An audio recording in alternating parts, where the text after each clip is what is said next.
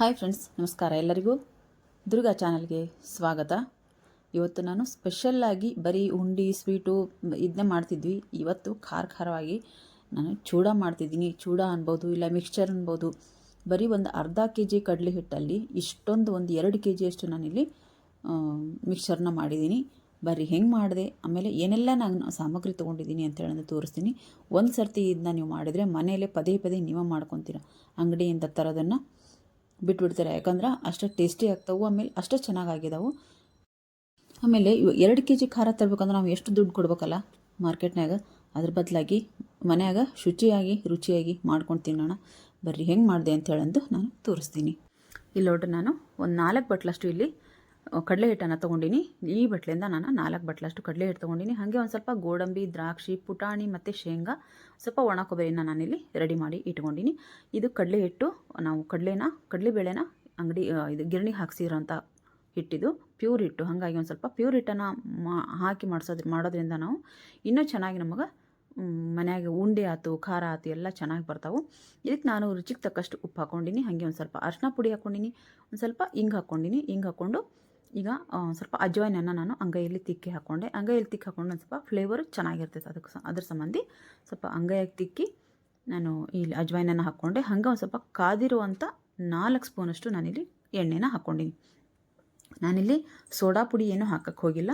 ನೀವು ಬೇಕಿದ್ರೆ ಸೋಡಾ ಪುಡಿನ ಹಾಕ್ಕೋಬೋದು. ಸೋಡಾ ಪುಡಿ ಹಾಕಿದರೆ ಎಣ್ಣೆ ಹಿಡಿತಾವೆ ಅಂತೇಳಂದ್ರೆ ನಾನಿಲ್ಲಿ ಸೋಡಾ ಪುಡಿನ ಹಾಕ್ಕೊಂಡಿಲ್ಲ. ಸೋಡಾ ಪುಡಿ ಹಾಕದೇ ನಾವು ಚೆನ್ನಾಗಿ ಖಾರ ಮಾಡ್ಕೋಬೋದು ಇಲ್ಲಿ. ಅದಕ್ಕೋಸ್ಕರ ನಾನು ಸೋಡಾ ಹಾಕ್ಲಿದ್ದಂಗೆ ಇಲ್ಲಿ ರೆಡಿ ಮಾಡ್ಕೊಂಡು ಹಾಕೊತೀನಿ. ನೀವು ಬೇಕಿದ್ರೆ ಹಾಕ್ಕೋಬೋದು, ಇಲ್ಲ ಅಂದ್ರೆ ಬರೀ ಕಾದಿರುವಂಥ ಎಣ್ಣೆ ಹಾಕ್ಕೊಂಡು ನೀವು ಚೂಡಾನ ಮಾಡ್ಕೋಬೋದು ಖಾರಾನ. ಇಲ್ಲಿ ನೋಡ್ರಿ, ನಾನು ಹಿಟ್ಟನ್ನು ಯಾವ ಹದಕ್ಕೆ ಕಲಿಸ್ಕೊಂಡು ಹೋಗ್ತೀನಿ ಅಂದರೆ ಪೂರ್ತಿ ಅಳುಕಾಗುವಲ್ಲ, ಪೂರ್ತಿ ಗಟ್ಟಿಯಾಗುವಲ್ಲ.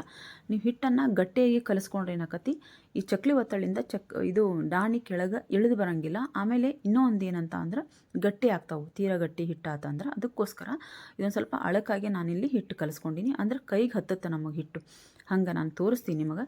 ಈ ರೀತಿ ಸ್ವಲ್ಪ ಕೈಗೆ ಹತ್ತೋಂಗೆ ನಾವು ಹಿಟ್ಟನ್ನು ಕಲಿಸಿಟ್ಕೋಬೇಕಾಗತ್ತೆ. ತೀರಾ ಗಟ್ಟಿಯಾಗಿ ಕಲಿಸ್ಕೊಂಡ್ರೆ ನಮಗೆ ಚೆನ್ನಾಗಿ ಡಾಣಿ ಬರೋಂಗಿಲ್ಲ ಅಂತ ಹೇಳಂದು ನಾನು ಇದೇ ರೀತಿ ನಾನು ಮಾಡ್ತೀನಿ. ನೀವು ಒಂದು ಸರ್ತಿ ಈ ರೀತಿ ಟ್ರೈ ಮಾಡಿ ನೋಡಿರಿ. ಈ ರೀತಿ ನಾನು ಹಿಟ್ಟನ್ನು ಕಲಿಸ್ಕೊಂಡಿದ್ದೀನಿ.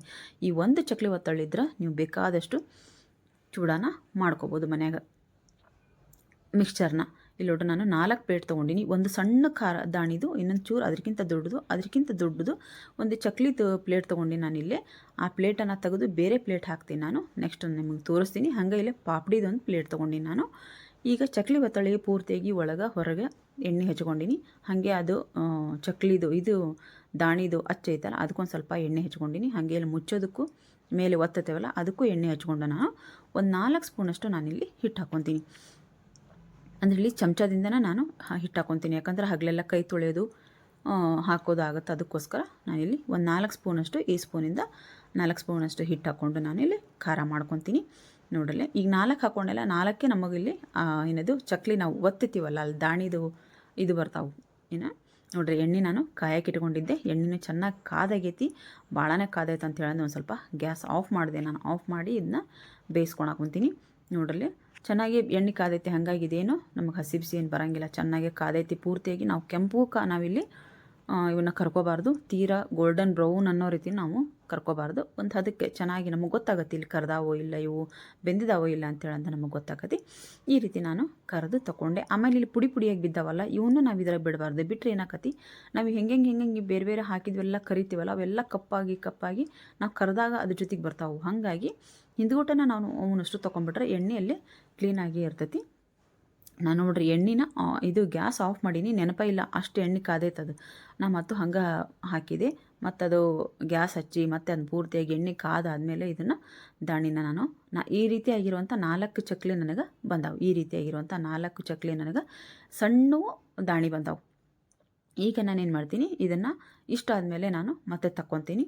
ನೋಡ್ರಿ, ಪೂರ್ತಿಯಾಗಿ ಒಂದಿಷ್ಟು ನಾನು ಕರೆದು ತಗೊಂಡು ಆದಮೇಲೆ ನಾನು ಬೇರೆ ಹಾಕ್ಕೊತೀನಿ. ಬೇರೆ ಪ್ಲೇಟನ್ನು ಇದಕ್ಕೆ ಹಾಕ್ಕೊತೀನಿ.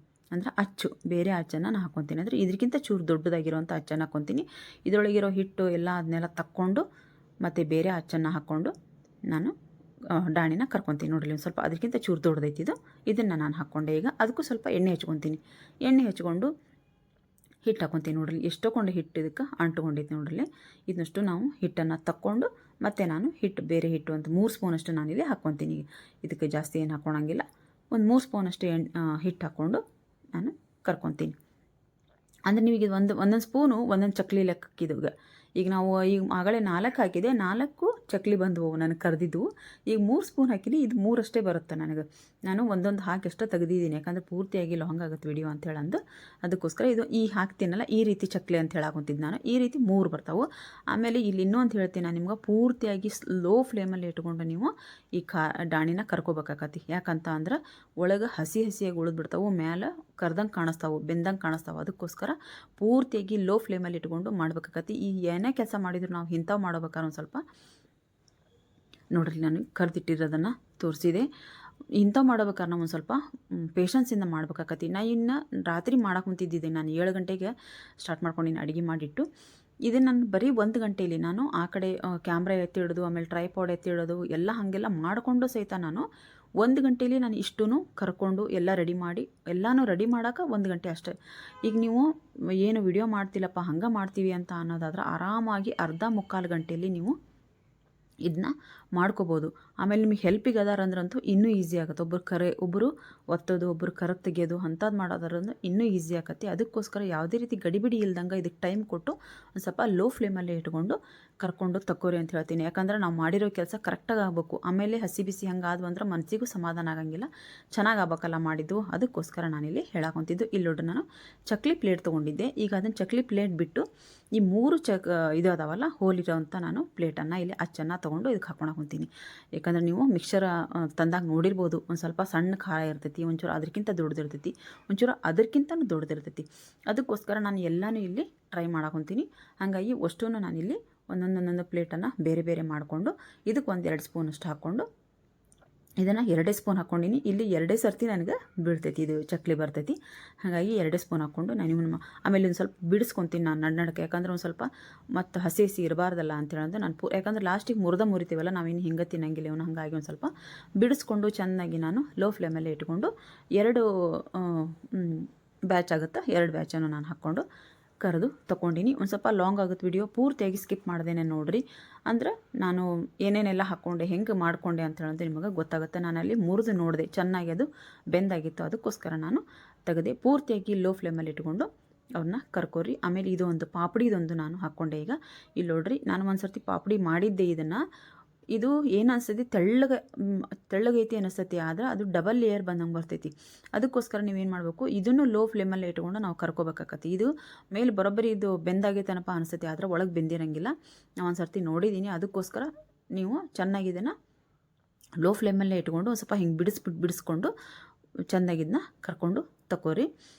ನಾನು ಫಸ್ಟ್ ಟೈಮ್ ಮಾಡಿರೋದಂದರೆ ಇಲ್ಲಿ ಗುಳಿಗೆ ಉಳಿದಿದ್ವಷ್ಟು ನಾನು ಮಾಡಿ ಹಾಕ್ಕೊತಿದ್ದೆ. ನಾನು ಏನು ಮಾಡ್ತಿದ್ದೆ, ಮೊದಲಿಗೆ ಮನ್ಯಾಗ ಇವನ್ನೆಲ್ಲ ಮಿಕ್ಸರ್ ಮಾಡ್ಕೊತಿದ್ದೆ. ಗುಳಿಗೆನ ಅಂಗಡಿಯಿಂದ ಬೂಂದಿನ ತೊಗೊಂಡು ಬಂದು ನಾನು ಅದಕ್ಕೆ ಮಿಕ್ಸ್ ಮಾಡ್ಕೊತಿದ್ದೆ. ಈ ಸರ್ತಿ ಬೂಂದಿನ ನಾನು ಟ್ರೈ ಮಾಡಾಕೊಂತೀನಿ ಹೆಂಗೆ ಬರ್ತಾವೆ ಅಂತೇಳಿದ್ರೆ ನೋಡ್ರಲ್ಲೇ ಹಿಟ್ಟು ಉಳಿದಿತ್ತಲ್ಲ, ಒಂದು ಸ್ವಲ್ಪನೇ ಹಿಟ್ಟು ಉಳಿದಿತ್ತು. ಅದನ್ನು ಏನು ಮಾಡಬೇಕು, ಅದಕ್ಕೆ ಇನ್ನೊಂದು 2 ಸ್ಪೂನಷ್ಟು ನಾನು ಕಡಲೆ ಹಿಟ್ಟನ್ನು ಹಾಕ್ಕೊಂಡೆ. ಅದಕ್ಕೊಂದು ಸ್ವಲ್ಪ ಉಪ್ಪು, ಚೂರು ಅರಿಶಿನ ಪುಡಿ, ಮತ್ತು ಅರಿಶಿನ ಪುಡಿ ಸ್ವಲ್ಪ ಕಡಿಮೆ ಆಗೈತಿ. ಅರಿಶಿನ ಪುಡಿ ಮತ್ತು ಇಂಗು, ಸ್ವಲ್ಪ ಕಾದಿರುವಂಥ ಎಣ್ಣೆ ಹಾಕ್ಕೊಂಡು ನಾನು ಅದನ್ನ ಮಿಕ್ಸ್ ಮಾಡಿ ಇಟ್ಕೊಂಡಿನಿ. ಅಂದ್ರೆ ಬೂಂದಿಗೆ ಯಾವ ರೀತಿ ಹದ ಬೇಕೋ ಆ ರೀತಿ ಮಾಡಿ ಇಟ್ಕೊಂಡಿನಿ. ಆಮೇಲೆ ಒಂದು ಸ್ವಲ್ಪ ಕಲರ್ಫುಲ್ ಆಗಿರ್ತಾವಲ್ಲ, green colour, yellow colour, orange colour ಇರ್ತಾವಲ್ಲ, ಹಾಗಾಗಿ ಒಂದು ಸ್ವಲ್ಪ ಕಲರ್ಫುಲ್ಲಾಗಿ ಮಾಡಿದ್ರೆ ಆಯ್ತು ಅಂತೇಳಂದು ಇಲ್ಲಿ ಒಂದು ಬಟ್ಲದಾಗ ಅದನ್ನ ಕಲಸಿಟ್ಟಿರುವಂಥ ಹಿಟ್ಟನ್ನು 2 ಬಟ್ಲಿಗೆ ತಗೊಂಡಿನಿ. ಒಂದು ಬಟ್ಲಿಗೆ ಆರೆಂಜ್ ಕಲರ್ ಹಾಕಿ, ಒಂದಕ್ಕೆ ಗ್ರೀನ್ ಕಲರ್ ಹಾಕಿ, ಸ್ವಲ್ಪನೇ ಮೇಲೆ ನೀರು ಹಾಕ್ಕೊಂಡು ನಾನು ಮಿಕ್ಸ್ ಮಾಡ್ಕೊಂಡು ಹಾಕೊತೀನಿ. ಅಂದ್ರೆ ಕಲರು ಕರೆಕ್ಟಾಗಿ ಅದಕ್ಕೆ ಮಿಕ್ಸ್ ಆಗಲಿ ಕಲರು ಅಂಥೇಳಂದು ಚೆನ್ನಾಗಿ ಅದನ್ನ ಮಿಕ್ಸ್ ಮಾಡಿಕೊಂಡು ನೋಡಲ್ಲಿ ಬೂಂದಿ ಹಾಕೊಂತೀನಿ. ಫಸ್ಟಿಗೆಲ್ಲ ಚೆನ್ನಾಗೇ ಬಿದ್ದವು, ಯಾಕಂದರೆ ಇದು ನಮ್ಮದು ಜಾಲಿ ಸೌಟ್ ಒಂದು ಸ್ವಲ್ಪ ಸಣ್ಣದೈತಿ.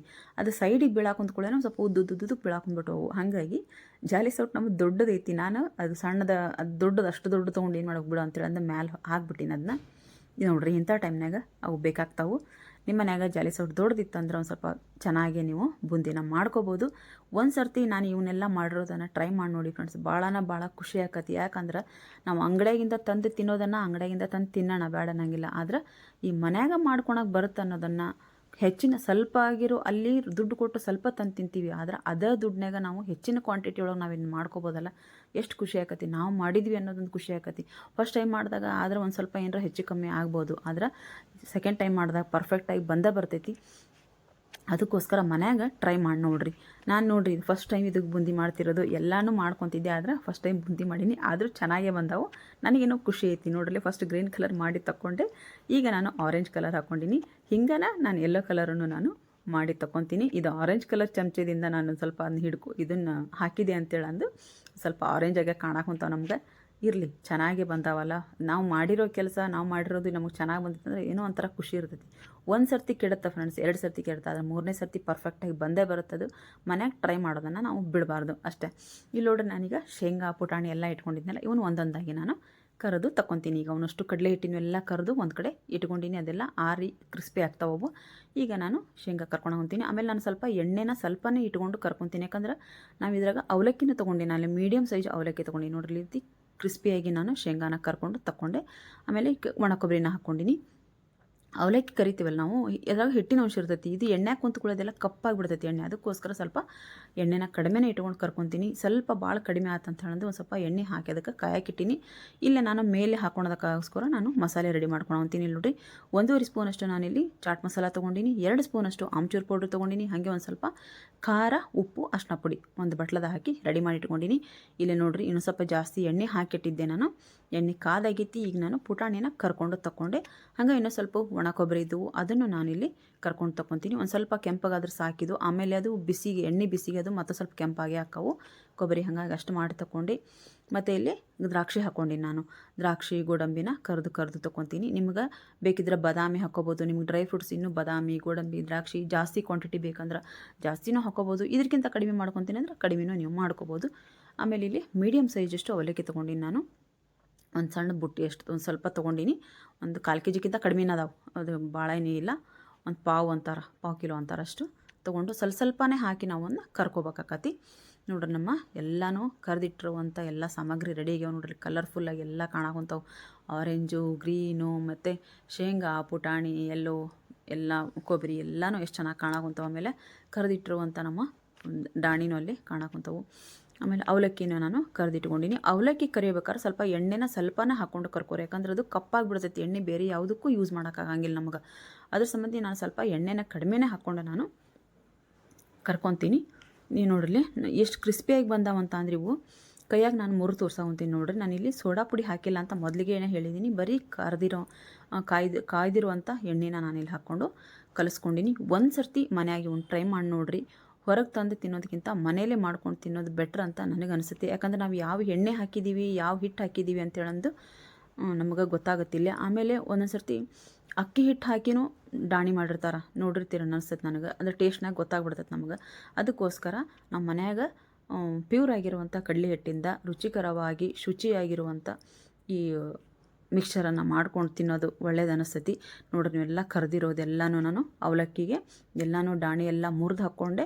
ಮತ್ತು ಇವನ್ನೆಷ್ಟ ಕರೆದಿಟ್ಟಿರುವಂಥ ಎಲ್ಲನೂ ಇವನ್ನ ಹಾಕ್ಕೊಂಡು ಚೆನ್ನಾಗಿ ಇವನ್ನ ಮಿಕ್ಸ್ ಮಾಡ್ಕೊತೀನಿ ನಾನು.